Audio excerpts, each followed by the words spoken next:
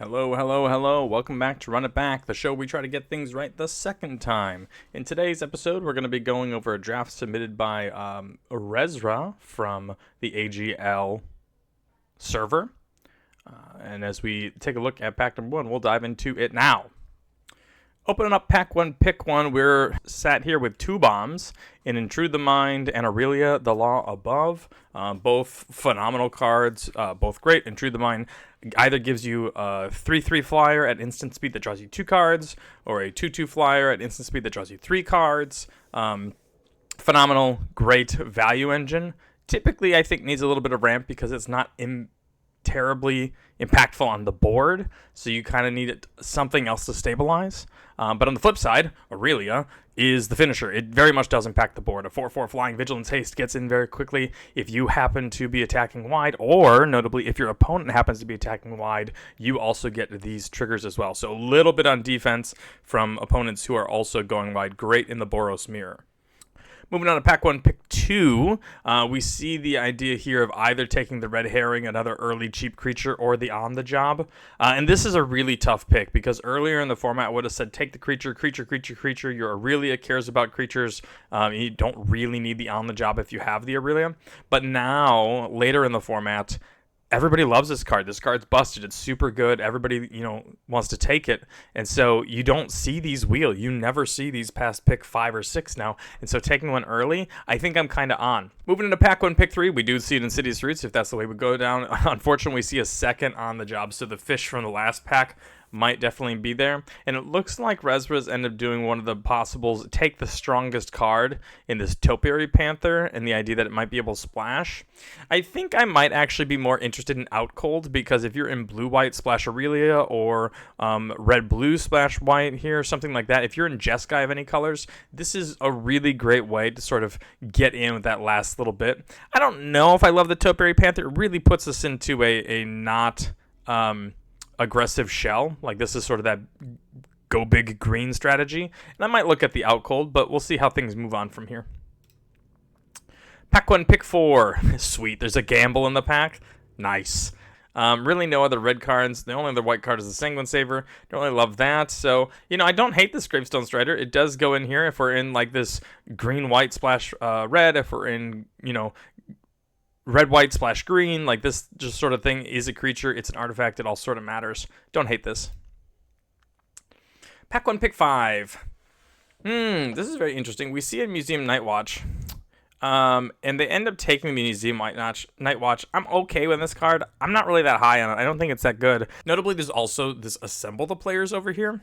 And even though we don't really have any creatures that we can cast off it, with the exception of this Gravestone Strider, which I'm not excited about, it's still a very powerful card. I still think it's really good. There's always an opportunity, to go into that deck. And if we're going to take things like Museum Nightwatch, that also plays really well. So I might have looked at Assemble the Players here. Personally, I probably would have taken it. I don't even know if it's the right pick. But I might have taken this Assemble the Players on this side. Pack 1, pick 6. Case of the Pilfered Proof is very interesting, as that sort of goes into that detective strategy, but we don't have any detectives yet, so I don't know if that's really the best choice. We do see something like a Riftburst Hellion in like a green reds, or sort of like big. Looks like we're just going with the Vengeful Creeper, mainly just because it's a 5-mana 5/5. Pack 1, pick 7. I see we're moving away from Aurelia. We've officially moved into green instead. All right, we are green, probably green-white so far. If this is the case, I could see the Topiary Panther if you want to end up replacing the Gravestone Strider, but I also really love a Crowd Control Warden. I think this card is really good. I know we just talked about this being a 5/5 for 5. This is like a 6/6 for 5 or 7/7 for 5. Like, it's pretty rare that it's just a 4/4. And even then, like, that's okay too. Pack 1, pick 8. We see the Haazda Vigilante. Man, we are heavy on big drops. But, like, what else are we doing with this? A Crovat Haunch? I don't know. Maybe not. Offender at Large? I think I've moved more so into the Offender at Large over the Haazda Vigilante, but seeing as we might want to get out of red, I don't know, we're kind of always in red with Aurelia, so maybe the Offender at Large is here, but nothing wrong with this. We just don't have really anything to put it on yet. Like, the counters don't really go anywhere. Pack 1, pick 9. We did not wheel the fish. We did not wheel the Tunnel Tipster. These all make perfect sense. We're not playing any of these blue cards, I don't think, and so we move into Gravestone Strider. Sure, I don't think we're playing the second one, but, it fixes, and it also ends up blocking early on, so nothing wrong with it. Pack 1, pick 10, I can see a Public Thoroughfare. I think that's fine. Also, notably, no Fish, no Gadget Technician. You know, even something like a Loxodon Eavesdropper would have turned out to be a great wheel, but we didn't realize it at the time. Pack 1, pick 11, a third Topiary Panther. Sure. I'm a little concerned as to we're not really doing anything yet, and we're just sort of mana-ing. But if we're moving into, you know, more of a splashing sort of deck, then, you know, this is fine. Pack 1, pick 12, great sideboard card. Pack 1, pick 13, we get a Tox Analysis. Pack 2, pick 1. All right, a second Intrude on the Mind. Had we originally taken the first one, we would have had 2, and that would have been super busted. We also see this Treacherous Terrain, a Dog Walker, and a Tin Street Gossip, all of which I think are very good cards, very powerful cards. Our deck is very much moving away from an on-the-job style of deck, and I don't really know where it's moving towards. I think I would prefer probably this Tin Street Gossip, or potentially the Treacherous Terrain. Probably the Gossip because it feels like the curve a little bit nicer, and I think we need something a little bit more like the three mana. But, you know, obviously this is a very powerful card. If you don't have any mana troubles, like, we're going to just fill our deck with powerful cards. Pack 2, pick 2. I see that we're going to be moving into the 5-color stuff. We've taken on the fixing. Now we deserve it. I think I probably would prefer this Crowd Control Warden or the Loxodon Eavesdropper, but it looks like we are abandoning all reason and going for value and gems. So Outrageous Robbery it is. Pack 2, pick 3. When you make bold choices, you're going to have to back them up at some point, and so we see an Undercity Sewers here, which is great. Pack 2, pick 4. We see an Illicit Masquerade and a Dramatic Accusation, and then a Case of the Shattered Pact. I've been lower and lower on Case of the Shattered Pact. I really don't think it's it unless you're specifically in Niv Mizzet, and maybe that's the plan that we're going to, but you don't actually even have any blue creatures or black creatures, right? We're just Naya with some good powerful spells for card advantage. I might suggest this Illicit Masquerade because we've got 3 Topiary Panthers that are all going in early, plus some like 1/3s that eventually will chump block on things. You know, like these Topiary Panthers can all come back with this Illicit Masquerade. You could even like put the Masquerade out and then cycle the Panther in order to put something in the bin for the Masquerade to come back. I think if you're going down the black road, this is probably a little bit of a sign that says it's going to work for you. Pack 2, pick 5. Looking at this right away, this is a great card and a good pickup. Both of these cards would have worked particularly well in our red-white setup. Reasonable Doubt, I don't really think is it. I mean, we're not really holding up a lot of mana. We're playing our 4-5 mana cards, our 6 mana cards. Like, we're just slamming cards. But if you're looking at more so going the Outrageous Robbery, Intrude on the Mind, then sure, Reasonable Doubt can be a perfectly fine card. But it just seems like we're kind of abandoning almost all of the picks in the early game. I mean, unless you're specifically thinking that Topiary Panther is only a cycler, like just a Farseek of sorts to go put it to your hand. And at that point, I don't think it's that powerful a card. Pack 2, pick 6, and we see a second Illicit Masquerade, and we're still not taking it. This, to me, seems like a little bit of a mistake. It seems like we've completely gotten rid of... Well, I don't know. We're not getting rid of black because we've also taken Fairy Snoop here.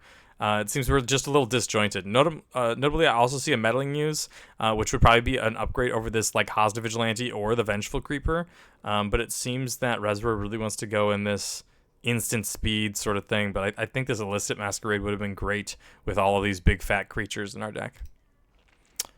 Pack 2, pick 7, seeing a Sanitation Automaton is, I think, a very good one. I also wouldn't mind if they went this way, but to ramp into some of these 5 and 6 mana cards, but I think just getting to the board early is good. Having Colorless Mana on here is good. Making it an artifact is good. Overall, this is just going to be a key little role player in the deck. Pack 2, pick 8. I don't like this pick. I don't like this card. I don't think it's particularly good. But taking a look at the rest of the pack, I don't really love many of these picks either. Pack 2, pick 9, we're seeing a Treacherous Terrain. This is great. This is a good pickup. I wanted to take it the first time around. It very easily can be splashed, so that way we now kind of have a couple of red cards to work for it. It also is a basic land cycler, you know, for our Panthers, which work particularly well. And then eventually when you start flooding out, you can just nug your opponent for 8. Pack 2, pick 10, we see a Deduce. Sure. I guess this is what we're doing now. Pack 2, pick 11. I don't think these cards matter. Pack 2, pick 12. Sure, maybe. I guess we might be able to play this. Pack 2, pick 13. We see a Breakout. Probably not playing that. Pack 3, pick 1. Man, what are we doing here? Oh, man. Pack 3, pick 1 is not really it for us. I see a Fuss Bother, and that's where we end up taking it. And overall, that's a good card, but the Fuss half of it just isn't it. What are we doing? Putting counters on a Gravestone Strider and a Fairy Snoop? Like, I don't think so. And then on the flip side, like, Bother as 3/1/1s is just, like, not as good as Topiary Panthers or, you know, even Absolving Lamassu, which I don't love either. I think I probably would end up on the Get a Leg Up or the Bloomkin, with this one just being the cheaper spell. I think that kind of works out. Pack 3, pick 2. All right, we've got a No Witnesses. That can really sort of turn things around. That is a good one for us. You play out like a Gravestone Strider or 2. You end up cycling out some Topiary Panthers. You just get your mana all set up so that way, you know, they're attacking you for a bunch. You No Witnesses, and you get to follow up with like another Panther and True the Mind, something like that. This is a great pickup. Pack 3, pick 3. Nervous Gardener, I think I'm okay with. It hits the ground early if you need it to, a 2-mana 2/2 if you need it. Otherwise, it also gets you the mana fixing that you need. I think that is definitely good in this deck. I just don't think we have the big top-end power like Doppelgang, right? Like, we've got a value engine, and we've got, like, maybe a threat that gets there on its own, but this thing just dies to, like, 4 or 5 different removal spells in the format. It's not as, like, indestructible as it seems. This is better when you have 4 creatures on board. You, like, get in and you attack with 5. But we'll see. It's very interesting to see where the deck ends up. Pack 3, pick 4, not on my watch. This is a great pickup. I think this is a really good one for where the deck is kind of turned out to be. Right now, it seems like we're in like a blue-white instant speed sort of spell with some top end in here as well. And so not on my watch plays particularly well. Pack 3, pick 5. I see another Assembler players, so had we gone down that route, we would have been paid off particularly well. Tunnel Tipster looks good, I guess. Yeah, I think that's probably fine. I think we're probably playing a Tunnel Tipster. It's not really good with the deduce reasonable doubt sort of strategy, but it's not bad. Pack 3, pick 6, we see a couple of reasonable cards. Pack 3, pick 7, we kind of see one of those late on the jobs I talked about in Pack 1, pick 2, and we didn't even really want to play the second one, I don't think, so this third one's not it. Yeah, there's just nothing really here for us, mainly because I don't really know what we're doing. So we take this Flotsam Jetsam. I don't know if we're playing it, but it seems interesting. Pack 3, pick 2. We see a Museum Night Watch. I think if we're looking at still playing our red, which includes Aurelia and Treacherous Terrain, I think we're probably taking Meddling Use over here. Like, this 4-drop doesn't really matter too much to us compared to our other 4-drops, because mainly we want to be like No Witnesses on 4. And having this large creature, 4/5, is very big with also haste, you know, I think is particularly good. So I probably would take this Meddling Use here over a medium sort of filler creature, but, you know, I can see it. You know, there's nothing wrong with this pick. Pack 3, pick 9. We get the Barb Servitor on the wheel. This is probably just a little bit of gems. We're probably not playing that. Pack 3, pick 10. We see an Airtight Alibi. Okay, I've actually really liked this trick, particularly in a creature light strategy, or, you know, early creatures like the Servitors and the Striders. Like, having some of these things early and then being able to block with them, but they try to blow you out with like an Auspicious Arrival, and you get to Airtight Alibi, get them. Like, that's particularly good. Pack 3, pick 11. I think I probably like the Auspicious Arrival over the Crovat Haunch, but I don't think we're playing either of these. These are going more aggressive strategies. Pack 3, pick 12, we just get this. And Pack 3, pick 13, we've got a Persuasive Interrogators. All right. Taking a look at the deck, I can see that we ended up with both black cards here. This Barb Servitor and Outrageous Robbery in the deck. Very interesting, off of the old double black splash here. We do have our Nervous Gardener on 3, as well as both the Museum Night Watches to morph. We are playing this Absolving Lamassu. That's very interesting. I don't think I particularly like that. No Fairy Snoop is kind of interesting. Haas the Vigilante didn't make it in. Yeah, on the job, make your move. You know, some of these things are good sideboard cards, but not particularly strong main deck cards. Yeah, I think this is honestly a bit of a mess. I'm really proud that you ended up going 2-1 with it. And all we're doing is we're building up towards board wipe, mill you out, nug you for 8, and then Aurelia. Like, these are the 4 cards that really can win us the game. If there's really a stall or there's nothing going on, you eventually can cast a Topiary Panther. It's interesting. I'm glad to see that things kind of worked out well for you. Thanks so much for submitting your deck. If you'd like to have your deck featured on Run It Back, you can submit your 17 lands data to runitbackmtg@gmail.com or send me a message in Discord, either a DM or in public channels on the AGL server. Thank you so much for watching. I hope you enjoyed, and have a good rest of your day. Bye-bye.